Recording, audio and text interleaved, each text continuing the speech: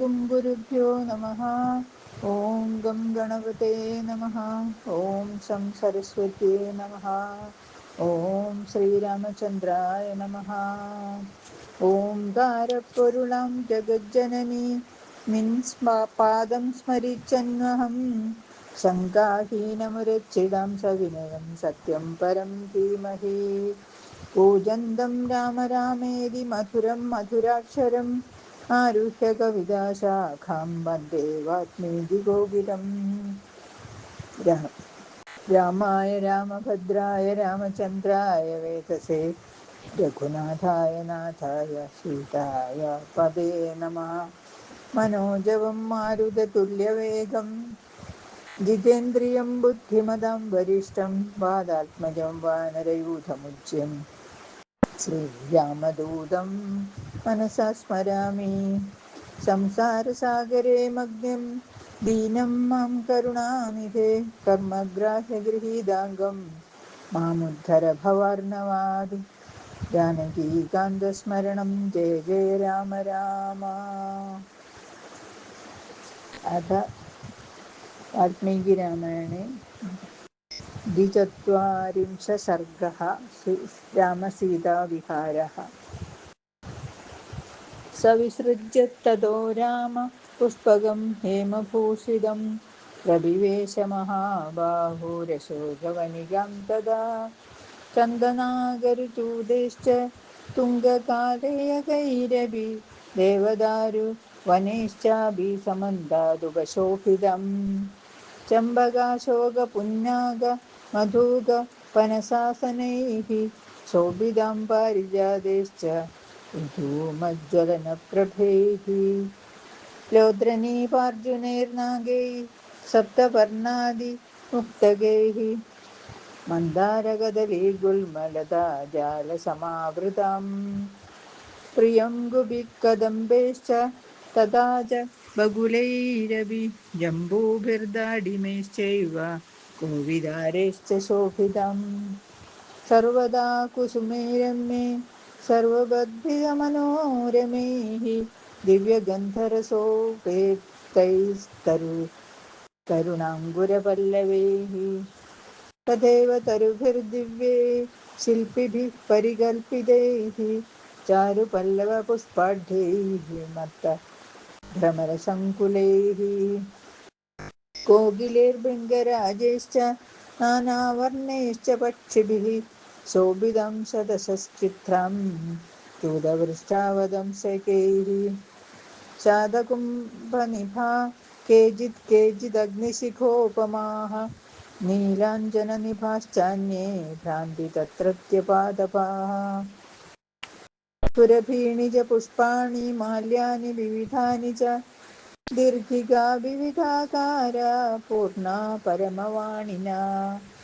മാണിക്യവൃതസോപാനാ സ്ഫടികാന്തരകുട്ടിമാः പുല്ലപദ്മോത്പലവനാശ്ചക്രവാഗോപശോഭിതാः. സാധൂകശുകസङ्कुष्टा ഹംസസാരസനാദിതാः तत्रैव चदवानोद्देश वैदूर्यमणिसन्निभैः. प्रगारैर्विविधाकारे शोभिताश्च शिलातलैः तरुभिः पुष्पवद्भिश्च चैरजैरुपशोभिताः. स्वाद्वलैः परमोपेदां पुष्पितद्रुमकाननां तत्र सङ्कर्षजातानां वृक्षाणां पुष्पशालिनां. प्रस्तरा पुष्पशबला नभस्तारागणैरिव नन्दनं हि यथेन्द्रस्य रामं चैत्ररथं यथा. तथा भूतं हि रामस्य काननं सन्निवेशनं बह्वासनगृहोपेदां लतागृहसमावृतम्. अशोकवनिकां स्फीतां प्रविश्य रघुनन्दनः आसने च शुभाकारे पुष्पप्रगरभूषिते.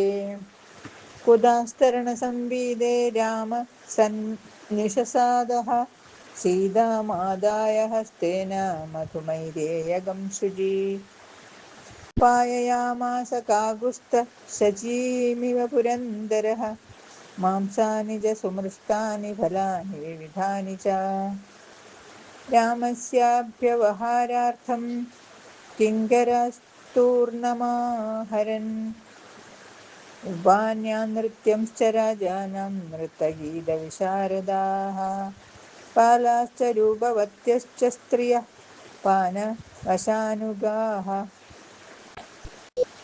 उपानृत्यन्तकाकुष्ठं नृत्यगीतविशारदाः मनोभिरामा रामास्ता रामो रमयदम्बर रमयामास धर्मात्मा नित्यं परमभूषितः सत्तया सीतया सार्धमासीनो विरराजः अरुन्धत्या सहासीनो वसिष्ठ इव तेजसा एवं रामो मुदा युक्ता सीतां सुरसुतोपमां रमयामास वैदेही महन्य हनिदेववद् तथा यदोर्विहरतो सीता राघवयोश्चिरम् अत्यक्रामश्चुभः कान्त शिशिरो भोगदः सदा प्राप्तयोर्विविधान् भोगानतीत शिशिरागमः